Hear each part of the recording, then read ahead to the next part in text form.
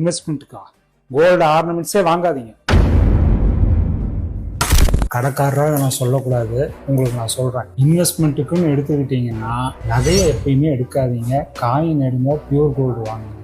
இது நீங்கள் நகை தான் நான் போட்டு இன்வெஸ்ட் பண்ணுவேன்னா கூலி சேதாரம் எல்லாம் புதுசு எடுக்கணும், திருப்பி வந்தீங்கன்னா போதும். அப்படி இல்லைன்னா வேற ஒரு ஸ்மார்ட் ஆப்ஷன் சொல்கிறேன், நல்லா பார்த்து கேட்டுக்கோங்க.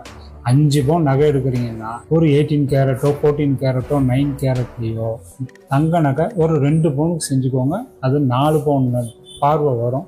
மீதி பணத்தில் பியூர் கோல்டை வாங்கி வைங்க. இது வேணா ஸ்மார்ட் இன்வெஸ்ட்மெண்ட்டாக இருக்குமே ஒழிய 5 பவுனுக்கும் 916 நான் தங்க நகை எடுத்து அதை அந்த போய் கூலி சேதாரம் இல்லாமல் கஷ்டப்படாதீங்க. Smart idea.